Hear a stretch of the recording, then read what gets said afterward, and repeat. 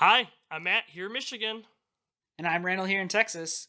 This week, Matt and I are going back in time 20 years to the year 2000, and we're going to take a look at Snatch. Snatch has a super diverse cast, and I'm not going to be able to remember them all, so I'm just going to give you some of the primaries. It stars Benicio del Toro, Jason Statham, Vinnie Jones, Brad Pitt, Dennis Farina, Alan Ford, and it's directed by Guy Ritchie, written by Matthew Vaughn. This is a really awesome classic Guy Ritchie movie. It's right up there with his best work. Having rewatched it, Matt, what do you think of Snatch? 20 years on. Oh, I like Snatch. I actually only watched Snatch one time before watching this, and when I originally Me watched too. it, I'd yeah, only for you 20 too. years. I'd only seen it once, and I Yep. I rewatched it. One time. Yeah. One time. I mean, it's good. It's better the second time viewing. I have kind of a hard time hearing different accents and stuff. And this movie takes place in London, so if you're not real, keen on like UK accents, you might not hear, a lot of what's going on. I think when I first watched it, I didn't really catch on what was being said and stuff. And this time, I was actually able to bring out what actually they were saying. It's funny, I was starting laundry when I was doing this movie, and the laundry was a little too loud. I'm like, you know what? I think I'm gonna watch this a little bit later. So I waited until my laundry was done to start watching this again. But it's a really good film, really enjoyable. All these different crime groups, or however you want to say it, going after this diamond. Some not even realize that that's what everyone's going after, is this diamond. Yeah, so if you're not familiar with the story, basically, it's got one of the great openings. It's a very famous opening scene. You might have even known the scene without knowing what movie it's from. Benicio del Toro's character is with a gang of people all dressed up as rabbis, and they walk into a Jewish bank or depository of some sort, and they steal this giant, like 48 carat diamond. And the whole story revolves around this guy in New York who is also a Jew who is trying to get the diamond. And just hilarity and seriousness ensues. And you had mentioned the accents. One of the things that I picked up upon second viewing is the dedication to the joke about the what they call pikeys, which is basically just gypsies. Uh, the joke of them not being able to be understood. And I'm like, you know what's funny is that you can understand them perfectly when you need to, like when it's really important, but then sometimes they just say something really quick and you're like, here comes a joke. They're gonna make a joke about how they can't understand them. Did you understand a single word of what he just said? Well, yeah, I mean, it's funny. They kind of say that they don't really have like a UK accent, and they don't really have an Irish Yeah. accent. It's not So really neither, Irish, not really UK, somewhere in between. yep. So no one can really understand him. And I think that's kind of funny. Brad Pitt kind of gets a little flack sometimes for this, for his like Irish accent, even though he's not really He's doing. not supposed to be doing He's an not Irish supposed to be doing, accent. which Yeah. is kind of funny too. There's parts where the movies it's made for you not to be able to understand them. So I wonder if Brad Pitt is just saying gibberish, not even saying real words, because we're not even supposed to understand what he's saying at that time too. I had to, happen to think that he probably is actually saying real words. He just is just kind of mumbling and saying them super fast at the same time. So he gives you the impression, they're not going to understand this part anyways, but I can just say whatever I want, basically. So at least that's what I like to think. That's my headcanon. All these groups are interesting. You have all the different ones. It's basically like the one guy from New York. He's trying to get the diamond, but everyone that kind of comes across it hears word of this diamond, comes up with their own scheme to try to get it. So you have small town crooks. You have like Russian mob guys.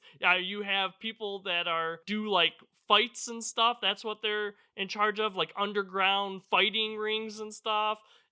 So it's interesting to see all these, and then the pikes who they're supposedly the, or pikeys or whatever you want to call them. They're displayed as like not very smart, and no one can really understand them. But they're the ones that end up getting like the last laugh. Yeah, they get the last laugh for the most part. I would actually say Jason Statham's character gets the true last laugh because he's the basically the narrator of the film for all intents and purposes, and his character, yes, he's doing illegal underground boxing. He's a like bare knuckle boxing promoter basically, and he's not trying to get into any trouble. He doesn't care about the diamond. He doesn't even know about the diamond, but he's the central figure in all of the other characters coming together at the same time for the diamond.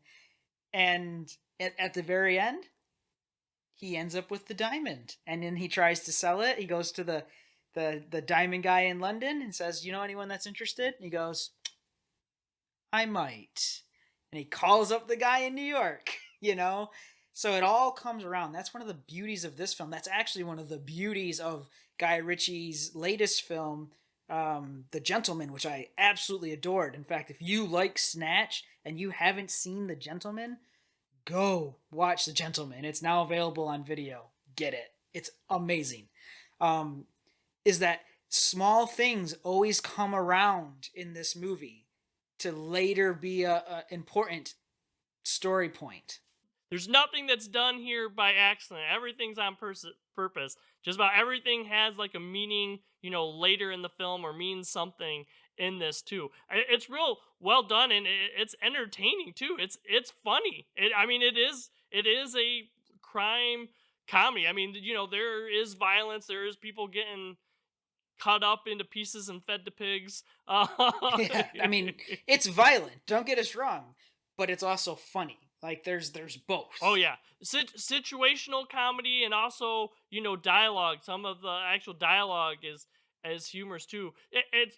These criminals, they're like almost like criminal masterminds, but they're also like dumb criminals too. Like the things that they look over didn't realize. Like it is really really funny. So in this, Alan Ford plays it's the main bad guy, I guess, for all intents and purposes. Brick. He owns the pig farm, and I think that he just takes the the gypsies, the pikes for granted, basically, to his ultimate demise in the film, where he's like, my my criminal quote unquote empire that I have will keep me safe and will keep them in line, and it's just like, oh, no. So yeah, like from that perspective, he was dumb. He underestimated his enemy, and I really enjoy. So there's the Russian Boris, the Russian, and Vinnie Jones have this thing because so Vinnie Jones, his character was shot like 6 times, and he just kept on going. And the Russians like he could dodge bullets or whatever, and there's a scene where he basically empties a clip. You don't see the Russian actually dodge any bullets, but he keeps on speaking like, you're gonna, he goes, just die already. And he's like, all right. And he turns the gun. He's finally taken care of the Russian. He turns the gun on some other character. Tyrone, the driver. And he click, you're lucky. Vinnie Jones is great in this. I love it. Everyone's great. Everyone's great. Like even Tyrone, it's kind of funny. Tyrone's kind of the getaway artist, but they make a big joke because he's a big guy. Yeah, he's a big dude. Oh, this guy is the getaway artist kind of thing, and they're just like, oh no, trust me, Tyrone can move when he needs to. Yep, exactly. So there's all these good jokes and stuff about these characters. Another one, not even an actor, good storytelling. I do like the dog. I do like this dog. It's the most impractical thing. Like, why did you buy this dog? And you have to take this dog with us everywhere, and he eats everything. And as soon as you hear that he eats everything, you know that he's going to end up eating the diamond at some point. I have a feeling that he's going to eat the diamond. And then, of course, yeah. So there's one character that I really want to, well, not character, actor specifically, is put on the spot is Jason Statham. I love seeing him in these kinds of roles. And don't get me wrong, I like seeing him in, like the original Transporter and the Expendables movies. I think he's a wonderful actor for that kind of role. But in this, he just gets to be suave. I like it when he does this, or when he was in The Italian Job, the remake of The Italian Job. where he's just calm and cool, collected, proper Brit, basically. These are the kind of roles that I would like to see him in more. Oh yeah, I agree. I think this is kind of like before he was like really like typecasted or whatever. Because I bet you'd see him in a whole bunch of action films where he's like the driver, like the transporter and stuff too. And other movies are similar to that. It seemed like he was playing the same role in every film. And in this movie, he's not really that much of a physical actor kind of thing. He doesn't have to do like physical fighting, and he's not a driver in these big driving action scenes. He takes on a much different role, and it really shows you the range of Jason Statham as an actor. Yeah, when he quote unquote matures, we get the Kevin Costners and and whatnot, who are now doing more dramatic roles. I hope to see Jason Statham do some of those as well. So this was a just a sheer joy to rewatch. And if you haven't seen it, I think that both Matt and I are emphatic in telling you, please do go see it. If you want to see a newer movie that's similar, like I mentioned, go watch The Gentleman, also by Guy Ritchie. It's perfect. If you like these kinds of reviews, make sure to give us a like and subscribe. Even hit the bell icon if you want to know when we post new stuff. Or you can follow us over on Facebook, where we say, hey, we posted a new video, and you can catch it there. For now, I'm Randall here in Texas. Everyone have a great day. And I'm Matt here in Michigan. See you, everyone.